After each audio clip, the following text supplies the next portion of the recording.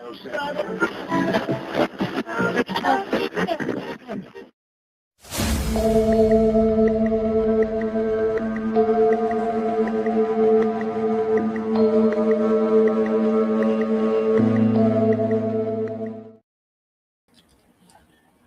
evening, everyone, and welcome to Mariner of Spirit, and brought to you by the Supernatural Link Network.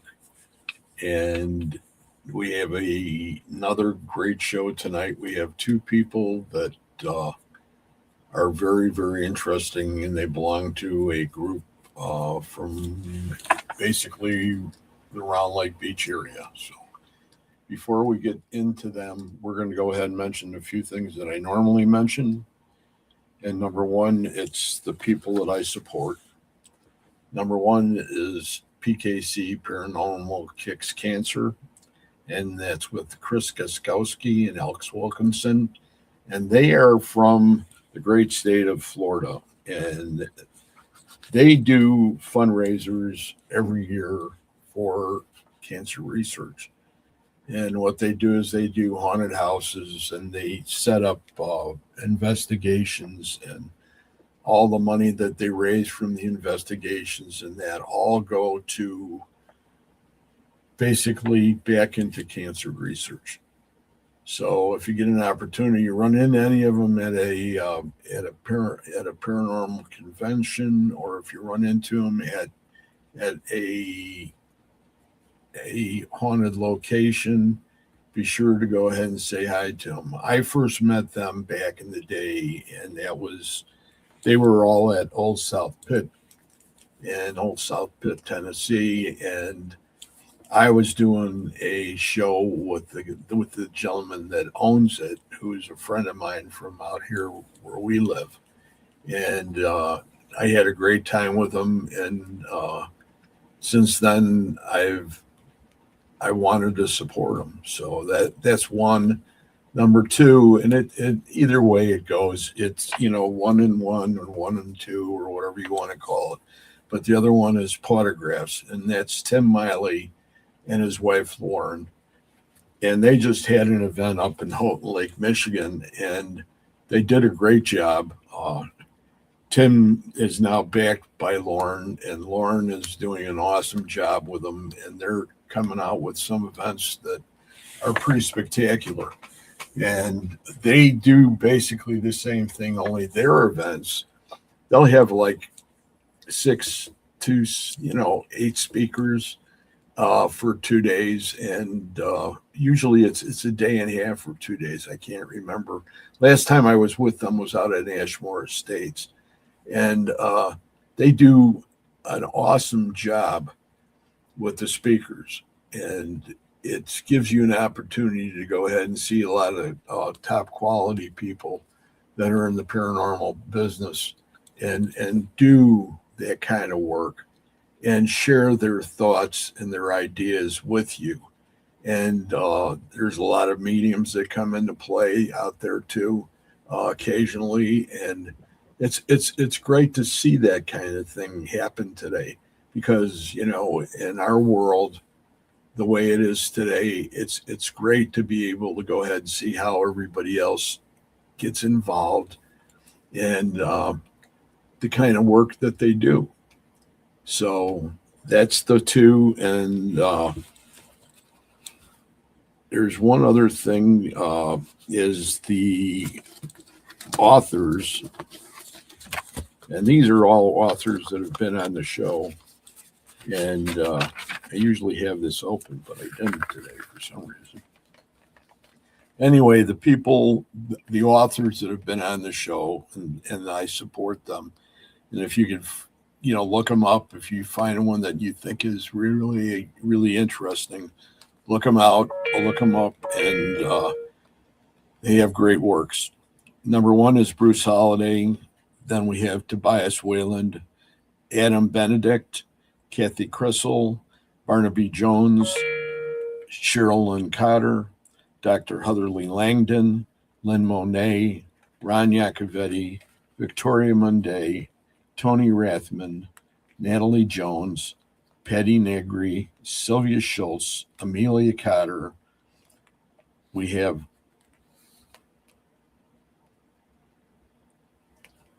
David Sloan, Christina Bloom, D.A. Wysong, Joseph Hallett, and Rex Nielsen. And I had one up here. For some reason, I couldn't read it this time. Amelia Cotter, I think I mentioned. I can't figure out who it was. Okay, well, that's going to be where it is now, because we're not going to try to figure it out any longer. We have these very important people here with us, and want to go ahead and bring them on. So there's a group up here in the northwest suburbs, if you want to call it that, northwest Illinois, and it's called Spire. And we have the founder of Spire, and we have a medium that works with him, and she is here too. So I'm going to bring on Ed and Chrissy now, and then we'll go ahead and we'll go through the introductions. I'm going to bring Chrissy on first. Ladies first. Hi, Greg. Okay. Hi, Greg. Ed. So, hi. Welcome to the show. Hi. Thank you. I mean, it's always neat to have real cool people like this on the show, Yes. and people that have a lot of information, to their side, and they can use that information to help better the community and the paranormal people too. So, Chrissy, I'm going to go ahead and ask you first. You want to give a little background of yourself and what you've been up to, and what you work at the most? Sure. I have, like most mediums, I've been at this since I was a kid, one way or another. When I'm not doing that, I am a high school U.S. history teacher, which I've been working for many years now. My favorite thing is, of course, helping both the living and the dead, with often the living really needing more support and guidance oftentimes than the dead do. So I'm just in it to help people, with whatever they need. That's awesome. Yeah. Great to have you on here. Thank you. And Ed? Yeah. I've been around the paranormal since I was a kid. Grew up in a haunted house, over 100 years old as a child, in Indiana. And the first house that my wife and I had when we first got married was over 100 years old, and it was haunted. We had a friend that used to watch a lot of ghost shows and decided to form his own team. And so Chrissy actually worked with that team, and my wife and I both worked with that team. And then about 3 years ago, we decided that we wanted to branch off on our own. Chrissy and I had been talking probably for about the last 5 years about, how great it would be to have our own team and experiment and, do the type of things that we wanted to do, to help folks and help the paranormal. And so 3 years ago, Spire was born. Yep. That's awesome. Did you guys have a ceremony when it was born? Or? No. So did you break a bottle of champagne over the front end of a car or anything like that? No, actually. Well, so I was working at the time at Abbott Labs, and I'm very heavily involved in scouting. So when I got the idea of, hey, let's form our own team, and I started to get serious about it, I started. It was right after the team that I was on, 3 a.m. Extreme Paranormal, investigated Broadhead Manor, and I became really good friends with Bill Walter. And I actually did a lot of research and figured out who a lot of the spirits are up there at Broadhead. So I said to him, if I pull a bunch of people together just to feel them out and see if they'd be interested in this, could I bring them up there to investigate? And he was like, sure, why not? So in March of 2023, which was really, really cold, I pulled a bunch of people that I worked with at Abbott. Our good friend Mike Alsip was one of them. and a couple people that I knew from Scouts, and I had Chrissy come down and do a walkthrough, and she hit every single thing dead on when she did her walkthrough. It was awesome. And we walked around, and Bill's like, all right, what's the name of your team? I'm like, we don't have a name. We're just a bunch of people. He's like, no, you got to have a name of the team. I said, I don't know, Spirit Hunting Investigation Team. He goes, so you're shit paranormal? I said, yes, we are. So after that, and feeling out who was really interested and who wanted to be involved, we formed our little group of miscreants and decided to call ourselves the Society for Paranormal Investigation, Research, and Evidence, or SPIRE for short. And here we are. I think it's remarkable that what you put together has a tone of seriousness to it that a lot of the other teams around seem to lack. Yeah. That's just an observation that I've made from seeing you guys a few times now. Yeah. I like I said, I knew Mike for quite some time, and he bannered me. We were at a big reception for, I can't remember what it was exactly. I think it was a wedding or an anniversary, and he had all these questions he was kept on asking me, and I thought, yeah, one of these days he's going to go ahead, and I'm going to go ahead and run into him, and he's going to be in a group somewhere. Yeah, well, and Mike said that, when I asked him if he was interested in the spirit world and paranormal investigation, he was like, his eyes lit up. He was like, yes, absolutely, yes. And then come to find out that he's always kind of had abilities and been able to kind of see and whatever. And the really cool thing is since we've started this group, is watching him kind of grow and kind of come into his own with his abilities and his mediumship. And he works with Chrissy, and Chrissy has taught him a lot. And and it's great that when Chrissy's not available to do stuff, that Mike is able to kind of come on and do his thing and do his feelings. Plus, he's just phenomenal at doing the Estes session. He's really great at doing that. So I'm really glad that him and I became friends, and to have him on our team, as well as a lot of the other guys on our team. I mean, we've got Alex Clark, who's one of our original members. He's still involved, and he comes out and does a lot of our tech work. And Charlene, she's one of my scout friends. She comes out, and she actually brings her dog out to some investigations. So we call her Hazel, the paranormal pup. She's a chocolate lab, and actually Hazel's got a little sister now.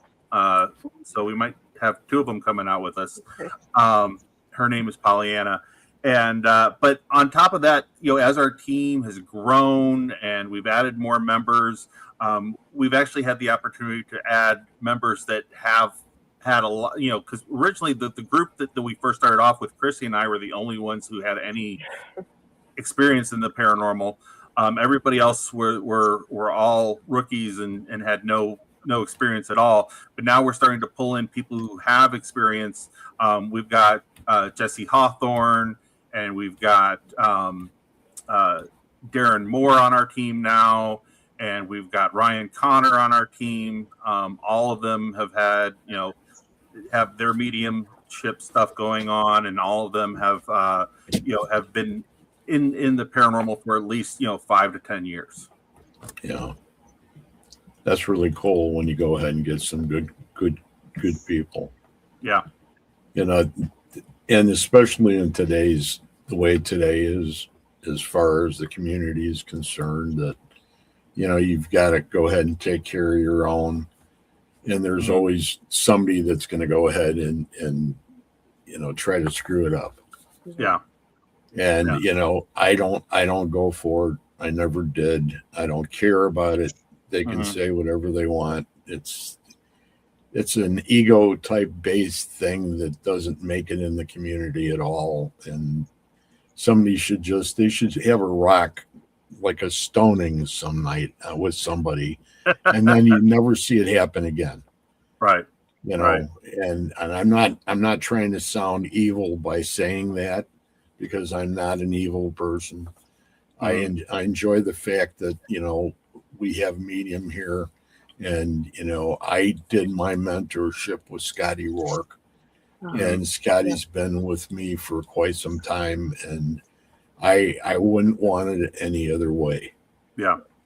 And you know, that way it's all a family type thing. Yeah. You know, what the way I feel and think is entirely different than everybody else's. We all have certain gifts that are alike, yet they're not alike. Right. And that's another thing too. You know, a lot of groups are out there. They're like, you know, if you're on our team or our group, you only investigate with our team or our group. And my thing is, you know, by all means, somebody invites you to go on an investigation with them, and you have the opportunity to go somewhere really cool.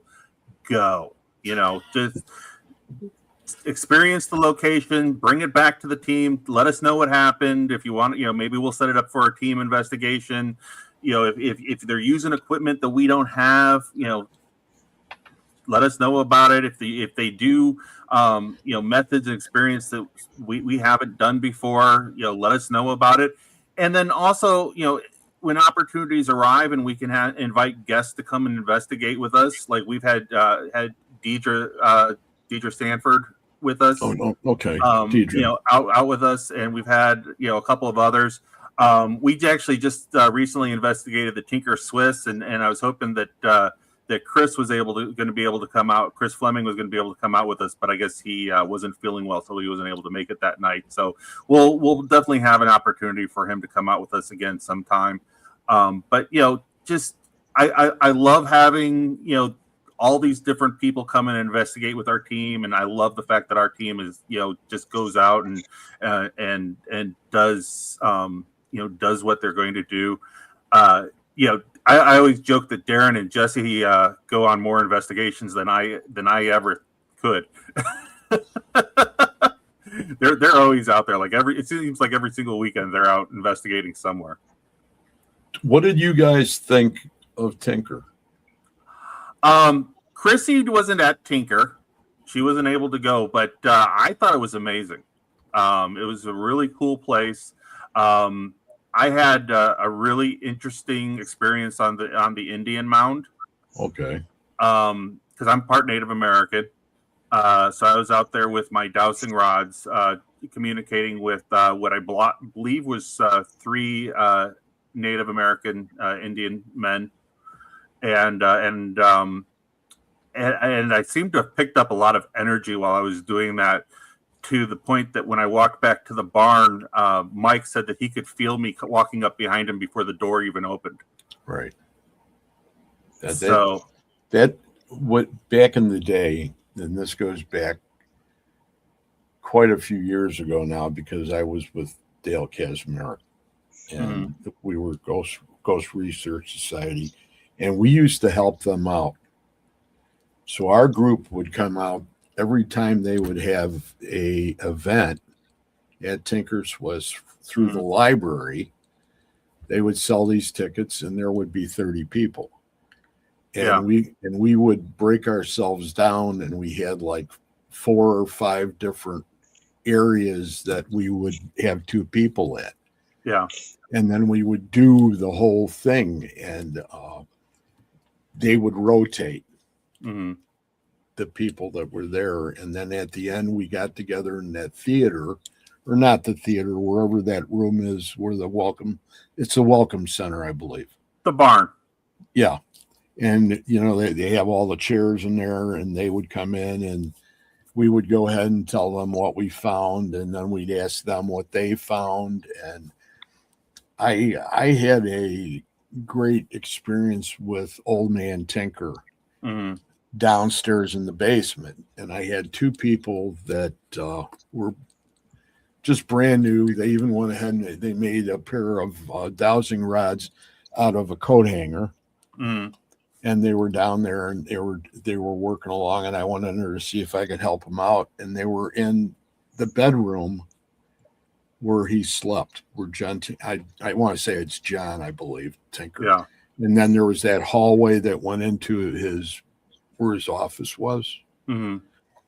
And they were going along and they're using it. I said, everything okay? And they said, oh yeah, he's responding quite a lot. Yeah. And the guy says to me, he says, I had told him my name was Greg, and he says, okay.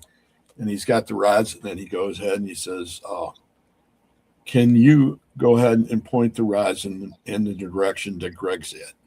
Mm-hmm. And I was towards the door, and the rods went all the way over like this and pointed at me. Yeah. And I says, better yet, I says, where is Mr. Tinker right now? And they turn around. They turn right around like that, and they pointed right at that hallway that goes into the office. And I snapped like 3 pictures, and I caught 2 really nice size orbs in the hallway between that and the office. Now, the reason I'm saying that is I'm interested in how you people look at orbs. So when we capture orbs on tape or on camera, we might mention it, or we might say, okay, there's a light anomaly. It seems like it might be responding to what we're talking about or what we're going on, but we don't call them orbs, and we don't call them we don't say that they're definitely something paranormal, because we don't know that. It could have been dust, it could have been a bug or whatever. The only time that we will actually say this was an actual orb or whatever is if we see them with the naked eye, because that's the only way that we can verify and say and say for sure that it's something paranormal, because we saw it, the camera captured it, and I've seen orbs, with the naked eye, But like I said, we will acknowledge it. We will say that we caught a light anomaly. It seemed like it responded, but in my opinion, unless it's actually something that you can see with the naked eye, that we can't actually count it as legitimate evidence. What kind of conditions are necessary for you to see it with your naked eye? I've seen them in the daylight, and I've seen them in the dark. So I mean, it's just the bright light, the flickering light that just kind of floats along. Or somebody else sees a light, out of the corner of their eye or whatever. And that's the thing, is somebody's got to see it and be like, did you see that light? And then if we capture it on the camera and at the same time, then it's something that okay, we can definitely say it was a legitimate orb. Would you also qualify that as being a fae or a fairy? It can be. You know what I mean? Because how you catch it during the daylight. Mm-hmm. Because we've had spots up in the state of Washington where we've been out on these huge hikes. And I have a daughter out there, and we go ahead and we do crazy stuff out there, and that's one of the things that has caught my eye out there. I'm normally, everything I capture is usually on camera. Yeah. And, I know there's people that, and the reason I'm asking is because this gives everybody that's paying any attention to what we're talking about the opportunity to go ahead and form their own basis of how they believe in what it is. The problem is that there's an individual who's got a TV show. Chrissy knows who I'm talking about. Our friend Zach Bagans, who every single thing that he captures on camera is an orb, and it's something paranormal, and it's and I say that he's our friend, in jest, because but everything he captures is an orb, and it's got to be something paranormal and whatever, and it's just like I don't think so. So I think that because of that, because of the way he responds to all that type of stuff, that's why we kind of approach orbs and light anomalies the way that we do. and other teams, like Taps and the Kindred Spirits team, and even like some of the other ones out there, they don't really point out the light anomalies and the orbs all that much when they're doing their shows. I know there's been quite a few that Broadhead. Mm-hmm. There's the room that they have where they have all the merchandise that they sell, and they have the big table. That's where I do a lot of my ITC work at that table, and then up on the third floor. And I know that Reggie Randall, I don't know if you even know who Reggie is. Probably not. He hasn't been around that much, and he's in Texas now. He's here for the week, but he went ahead, and I was talking to Bill, and we were at the table on the court. Yeah. And it was we were in between, and we were getting ready. The next week was going to be the rock thing. Yeah. Rock Island Roadhouse. Or no. And Paranormal Rockdown. Or Paranormal, yeah. And what happened was I'm talking to him, and Reggie was on the side, and he was filming where the stage was. Mm-hmm. And all of a sudden this came across, and it was going like this. Yeah. And it got brighter, and then it went ahead and it went right either into me or by me, one of the two. Yeah. And he says, I think I caught something. And right after that, we were up in the room with the big table. They were coming out of the wall. Mm-hmm. And I thought that, for all the years that you hear and talk to people about orbs, yeah, it's an interpretation, it's yeah. When we were at Broadhead back in that March of 2023, and Chrissy was doing her walkthrough, we were in the downstairs, not downstairs, but we were in the girls' locker room. Okay. And Chrissy was communicating with a female spirit that was kind of cowering in the corner, right? Yeah. Yeah. And I was, filming it, and she's like, just kind of back off and whatever, because she's afraid of you. As she's talking to the female spirit, and then Chrissy's like, oh, there she goes. And at the time that right when she said there she goes, there was a light anomaly that the shot past her and like into the wall. So did you get a real kick out of that at the time? Yeah. I actually didn't see the light anomaly until I was reviewing the tape later. So, again, was it something paranormal? It certainly seems like it. It was definitely coincidental, but because neither one of us saw it although she saw the spirit moving, I don't know if the spirit she actually saw the spirit go into the wall. You didn't really tell me that, Chrissy. No, she just sort of dissipated. It's like, oh, she's not here anymore. Bye-bye. Yeah. Yeah. So, because neither one of us actually saw the light with our, that's why we didn't call it an orb. We just called it a light anomaly, but it definitely was a very coincidental light anomaly. That's, there's a lot of things, it seems to me, and I'm just bringing this out there, that back in the day, this was happening to me.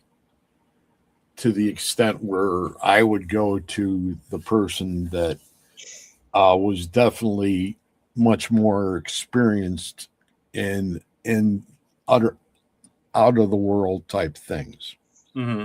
And whether you want to go ahead and call them anomalies or anything else, it's something that isn't and you can feel it inside you Mm-hmm. that there's something definitely going on there. Yeah. And I think we're all, we all have a basis inside of us that tells us that. Yeah. We're part of that. And when you see that happen, and the thing that always struck me was the fact I came up with this. I have a great capture Mm-hmm. of an apparition that was captured at Old South Pittsburgh Hospital. And it's a nurse, and it's a full bodied. We were down in the furnace room and caught it. And I caught it, and it was halfway through my camera. Mm-hmm. And when I got home, I took the chip out and went ahead and put it on my computer and started going through the pictures to see if I had captured anything. Mm-hmm. And where the timeline would have been for when we were in that room was like halfway through the film. Yeah. So guess where that picture was? Where? At the end, the very last picture on that roll. Like somebody was going, no, he's going to miss it if I put it there. Yeah. So, yeah. And I showed it to my boss, and my boss as well. It's pareidolia. And I'm going, wait a minute. There's certain other elements that were involved in this that leads me to believe a little stronger than I normally would. Well, his best friend at the time went ahead about 3 weeks later, gave me a picture of another apparition of the same nurse that was taken up in her room on the 3rd floor there. Okay. It was opaque. Now, both of these pictures, at her feet was a cat. Oh, wow. I kid you not. And I will show you later on. I can't bring it up right now, but Okay. it was the same cat. Yeah. And it was like, well, how could that be? Now you're taking, and you're really throwing. You're not only getting the hot fudge sundae, you're getting the nuts and the cherries and everything else on top. Yeah. So how do you guys feel about that kind of thing? Have you caught anything like that? That would. We've caught a few things. One of our teammates, Terry, she likes to walk around when we get into locations with her camera and her on her phone and snap pictures, and she's got some really interesting captures. Bunch in the mirrors and a couple like in the corners of rooms and things like that they look like they could be something. One of the things that I definitely want to do, or one of the things I want to invest in as we continue on with this stuff is on a Polaroid camera, because and actually it's interesting. This one team that I follow on YouTube, they're called The Boys. They're a really interesting team. Half the guys are from Australia, half the guys are from the U.S. So they investigate a lot of Australian locations as well as a lot of U.S. locations. I definitely recommend checking out The Boys on YouTube. But they were talking about how the best way to get an actual spirit picture is to use a conventional film camera. Whether it's a Polaroid or the click and rewind type, with film in it camera, because the digital cameras have a tendency to get a lot of false images, whereas the conventional film cameras do not. But good luck finding some place that can actually develop those in modern times. I have a very interesting comment that was made here by Carol Garcia, and she says, have you seen any orbs with faces on them? And if so, what is your opinion on these orbs? Chrissy? I can't say as I have. I imagine that it is possible, but in my experience, I have not seen. Okay. But let me add that my ability, it's not visual. It is claircognizance. Okay. So if it was there, doesn't mean it's not. It just means I haven't seen it. And you've had that your whole life? Yes. That's pretty amazing. Yeah. I think that's common among mediums. Actually, we notice it as kids, and it just becomes something that you grow up with. You get used to it. Then, as you get older, figure it out. You start to be able to control it more. It gets powerful. Becomes like a muscle. Use it or lose it. Some of us just gave it up for girls for a while. Yeah. Chrissy's actually got a sister, Kelly, who's also got abilities. She's clear audio. Yeah. Oh, that's neat. Yeah. An interesting thing, we were investigating a house up in where was it? Berlin, Wisconsin. Yes, that was it. And Kelly wasn't able to make the come out on the investigation with us, but we had her on the cell phone, and she was actually picking up on the sounds and on the spirit through the cell phone. That had to be cool.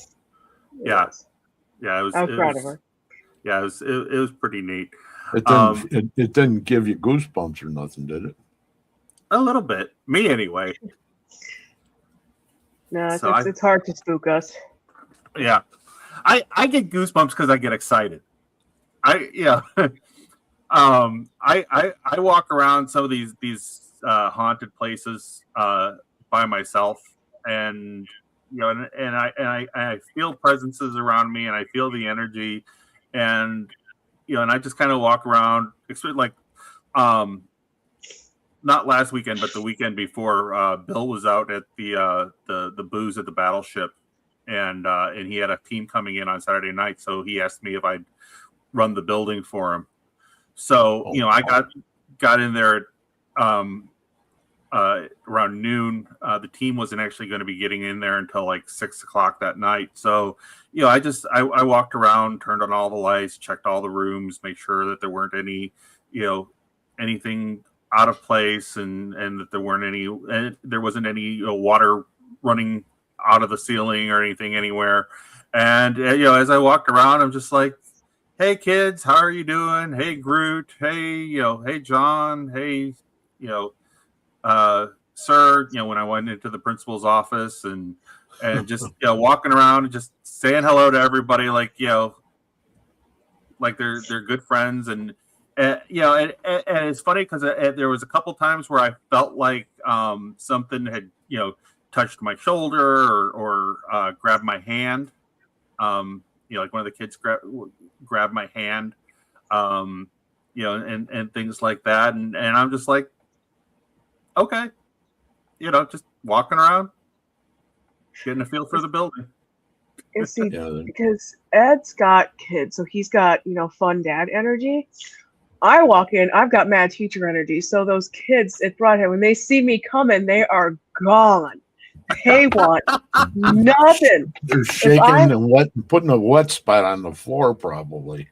So I'm really, on very good terms with the custodian and the principal. So all the staff I'm cool with. But there was one night I'm up there trying to sleep. It's not working, and even then I'm up there alone. Those kids are nowhere. So they asked for Ed on the EVPs, but they see me. They are gone. Yeah. Well, Elizabeth did warm up to you, though. A little bit, yes. Yes. Yes, she did warm up. So how many times you've been there now? Oh God. No, I'm asking Chrissy just because of so many. I could not tell you so many. Probably at least 10 times? At least. Yeah. What are your both of your impressions of the mounds behind the school? I don't know if Chrissy's ever really walked out there. No, it was strongly suggested to me not to, more to respect that space. Yeah. Okay. So if I do go to Broadhead, I stay in the building. Yeah. Okay. I've never walked out to the corner where the demolished mound is, but I have gone out to the field next to Broadhead, and I've done a few little rituals and whatnot out there. Um, and I believe, like anything else with Native American lands, as long as you respect the space and respect the land, and and treat everything. Um, with good respect, that they will accept you and everything like that. I do kind of get a feeling that that the land was disturbed, um, and the spirits aren't all that happy about it, but they are happy that Bill's got, because he brought out an Indian shaman and had them bless the land. Right. So they're I think they were really happy with him that he did that, because they kind of I guess put it into a more of a more positive state. It's quite unbelievable when you think about, and I had talked with him about this, and the fact that that land goes back so far, and you had two major tribes from basically the Incas and the Aztecs that had been way up past that point. And we had one night that Bill had gone ahead and fogged that main hallway, and then he put the green lights on. Yeah, it's always fun. And we took pictures, and I have basically, and I would say, I don't know if it's Inca or Aztec, but it's a head that goes to a point in the back, and it's got a feather. And it was like when I showed him that, he was going, "Holy crap, that's pretty cool." Yeah. And it was like, so it's things that you get that give you signs that they're actually still there. Yeah. Well, so Bill filled me in on some interesting history about the town of Broadhead. There were, I think he said, like 12 or so Indian mounds around the town of Broadhead, or along that railroad track that were destroyed. The town of Broadhead has 9 different elementals that protect the land, 2 of which are unsighted at Broadhead Manor. You've got Groot, the large tree spirit at the one end, and Smoke at the other end, who's the fire elemental. And so he's got 2 of the 9 on his property, and the fact that there's that many elementals in one town, I think, is just incredible. But the unfortunate thing is that the settlers came through, and they bulldozed these mounds. Whether or not they knew what they were, thought they were just hills or something that was in the way of their railroad, I don't know. But they desecrated this land, and so now they've got these elementals out there that are trying to protect the land and keep it from being further desecrated. Wow. So what are your plans now for the rest of the year for your group? So we are getting very, very busy. Tomorrow morning at 10 a.m., Chrissy and Alex and I are going to be going to a location in Kenosha, Wisconsin. I'm not going to say what it is, because Chrissy likes to go in cold. I will say that it is a very historic location that is going through renovation right now. which, as we know, always kicks up activity. And I saw that they had this stuff going on Facebook, so I reached out to them through Facebook and said, "Hey, I'm team lead for this paranormal team. We're not too far from you guys.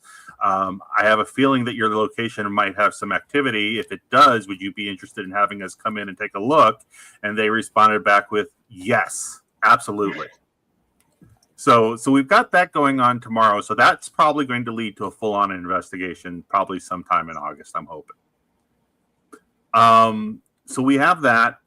We have another location that we're going to be investigating in the city of Chicago. It's a private home. Our bread and butter is doing private home locations and businesses that have never been investigated before. So, going out to all these locations that everybody's investigated and, that everybody knows is active is fun, and we love doing them. But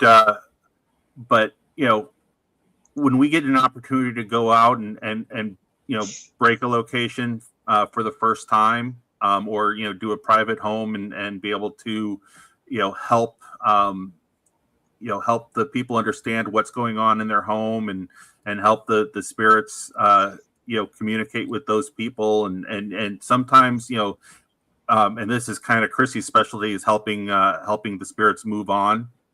If they feel like they're trapped and they want to move on, that's one of the things that we'll do too. So we've got that going on. We're going to be doing ghost tours out at the Genesee Theater in October.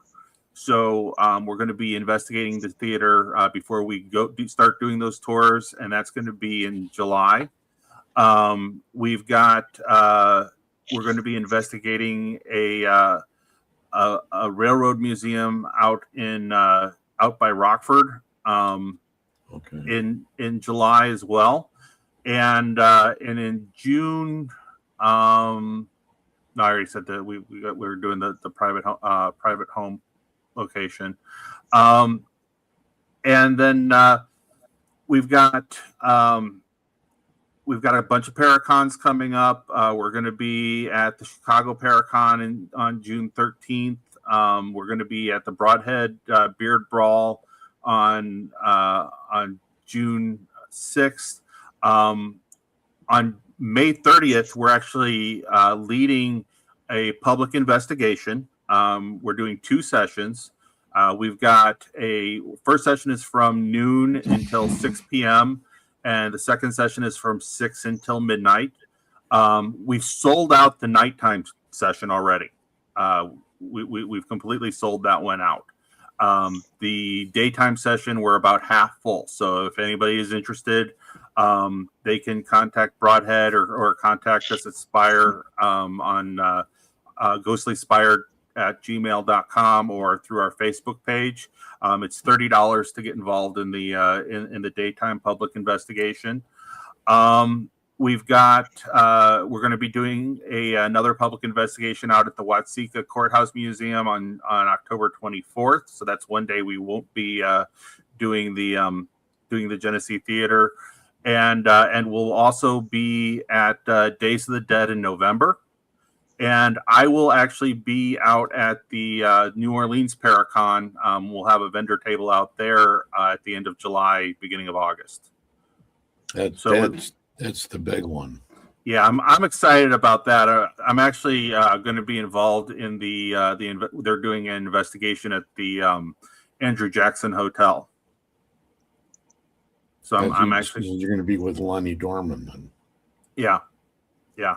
And then on top of all of that, June 23rd, 2023 was when we first did our actual first team investigation at Broadhead Manor. So because the month of June is our anniversary month, we're actually going to be doing 2 raffles. The first raffle is we're going to be raffling our Let's Go t-shirt, which I don't know if I can bring a picture of it up on my screen or not. Let's see. Can I? Yeah, I can share my screen. Or hold on.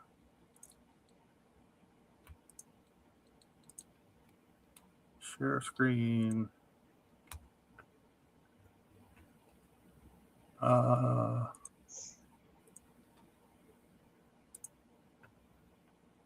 you guys see that one? Yes, So that's the T-shirt we're going to be raffling off. right there. The It's Haunted. Let's go. Because Cool. whenever I tell Mike Allsip that something is haunted, first thing he says is "Let's go." So that's the first raffle that we're doing, and then the second raffle that we're going to do is we're actually going to raffle off an opportunity for 2 people to come in and investigate the Genesee Theater with us. Yeah. That's going to be a lot of fun. Yeah. It's a great night, and then you get to go ahead and go across the street and have your picture taken with Jack Benny. Yeah.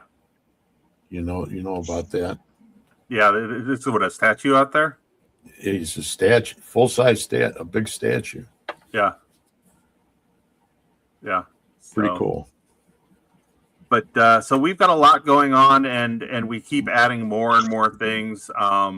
There's a bunch of locations that we were talking about getting in on and doing. And of course, as people contact us and let us know that they've got homes and businesses that are, that they think have activity, we keep adding on. Actually, I've got another home that I've got to go out and do a vetting at that's out in Hinsdale. Hinsdale? Yeah, she's been contacting me and wanting me to go out there and check it out, and I just haven't had a chance to yet. So I'm hopefully going to be going out there and checking that place out soon. How many of those have you done? I'm just curious. I've done quite a bit. I've done probably 15 or so. Chrissy has done, well, you've done like 3 or 4 of them with me now, I think. Yeah, something like that. Yeah. How do you find that, Chrissy? Working with Ed? No, going into private homes. It's the best.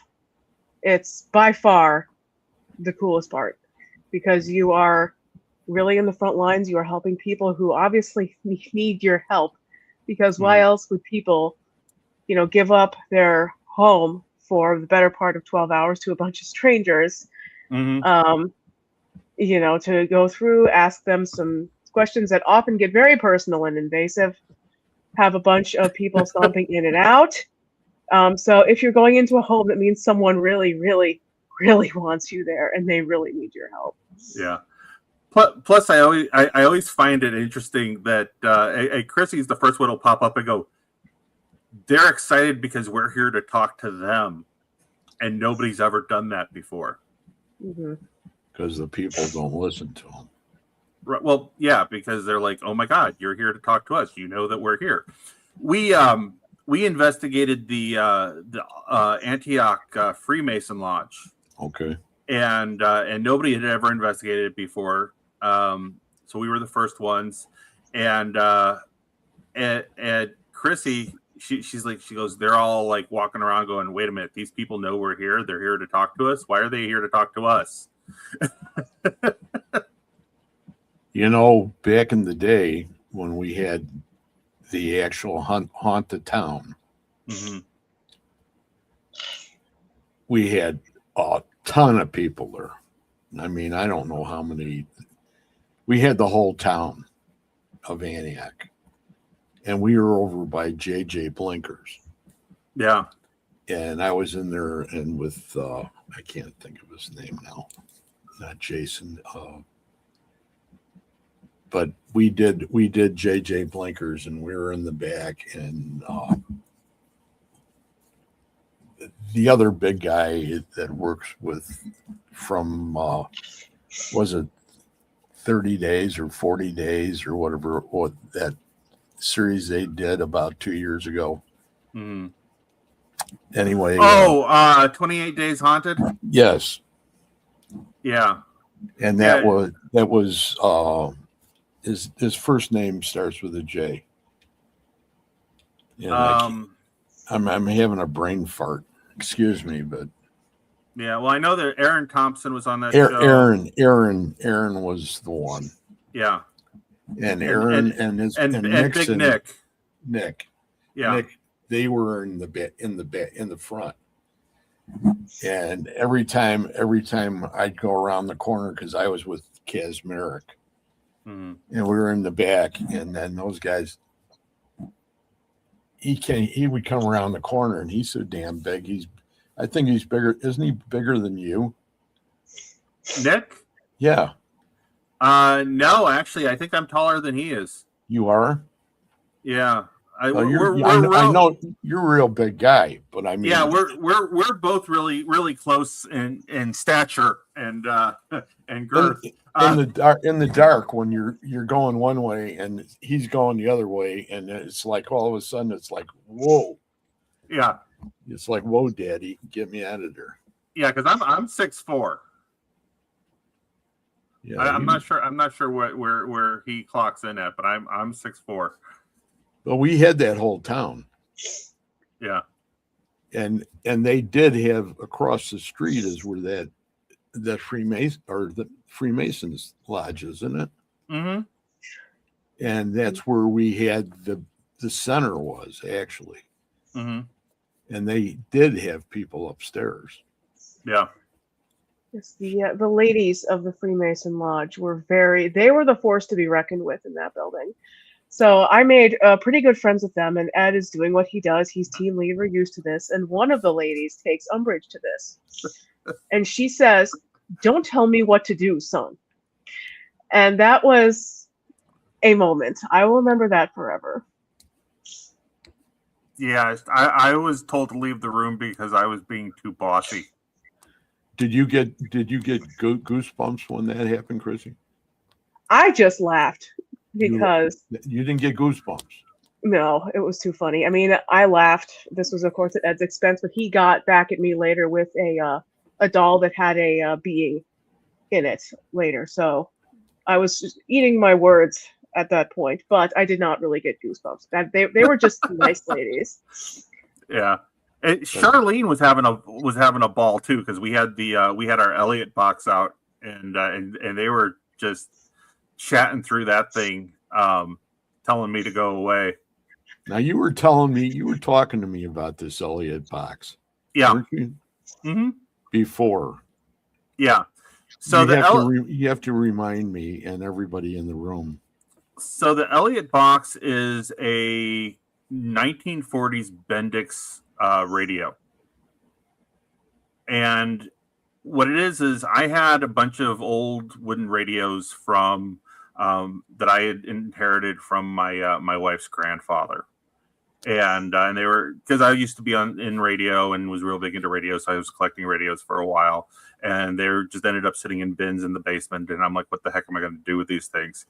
And if you know Elliot and Nat from ACG, yes. Paranormal, yes, Elliot makes his own spirit boxes. You know, he makes them out of all kinds of different stuff.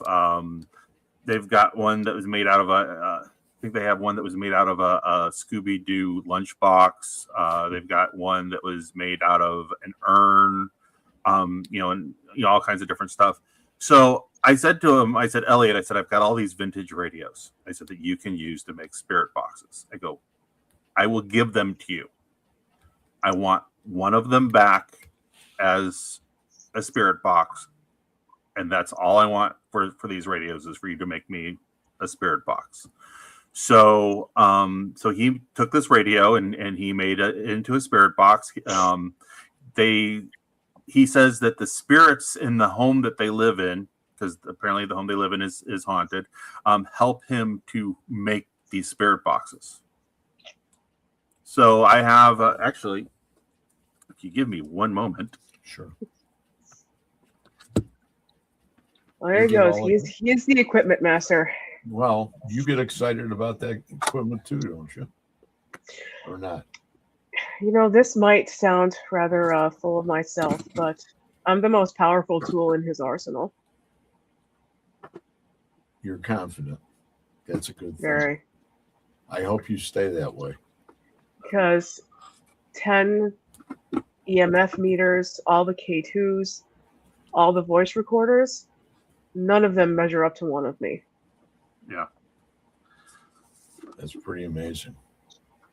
So this Oh, is wow. the Elliott box. Yeah. Holy crap. That's beautiful. And it flashes red and blue lights. Yes. Wow. He thought it was cool that it said police on it, so he put red and blue lights in it. And this spirit box seems like when we're in a location that's like, 100 years old or so. It seems like when the other spirit boxes aren't really getting any response, that one will with some of the older spirits. That's really interesting. Yeah. We had it down in the jail cell at the Watsika courthouse.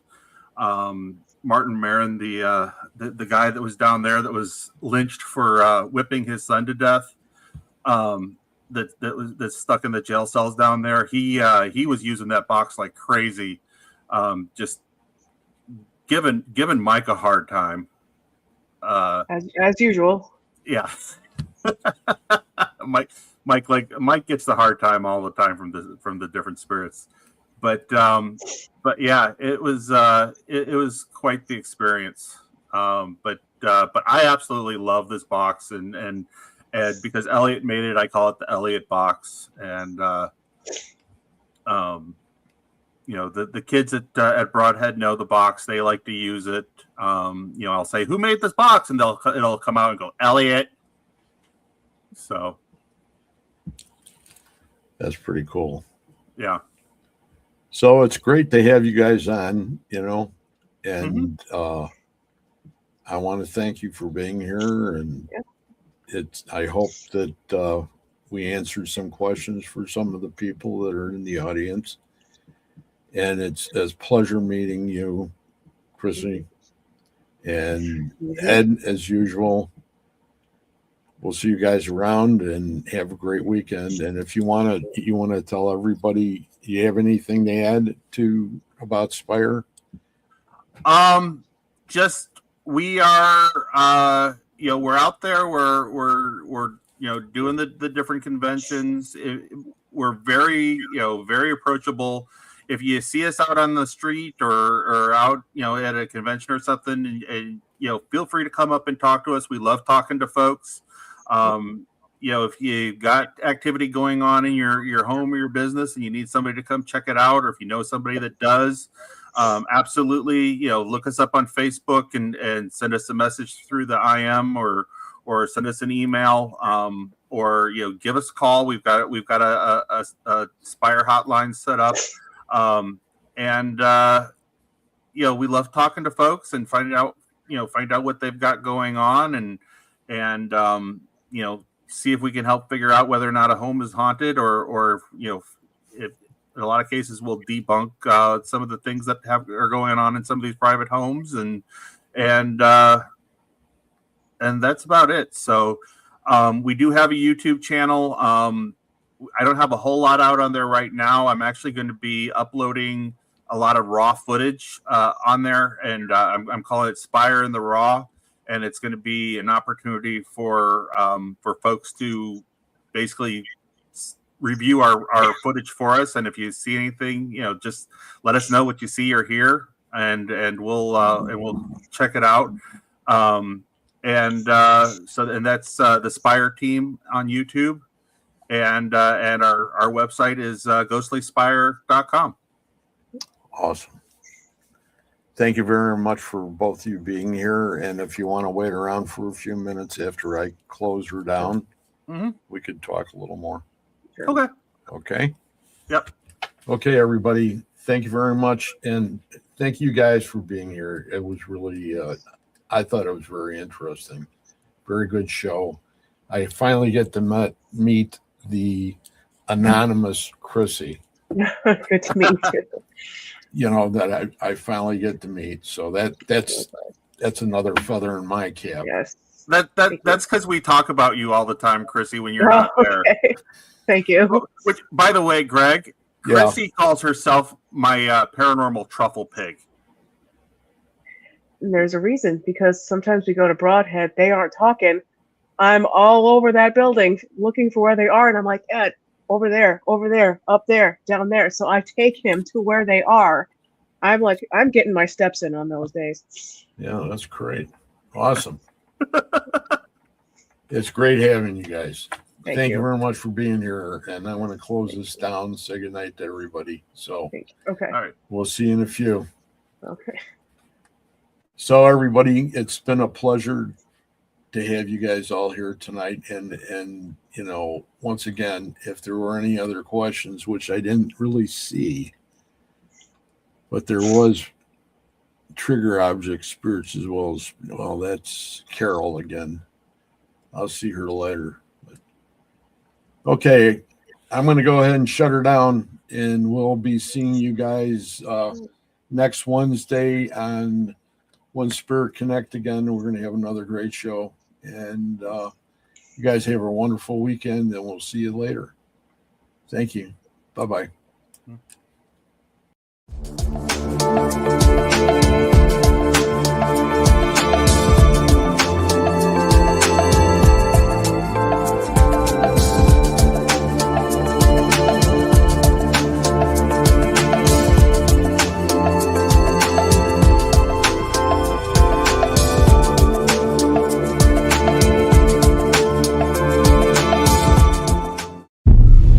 Ha ha ha ha ha ha ha.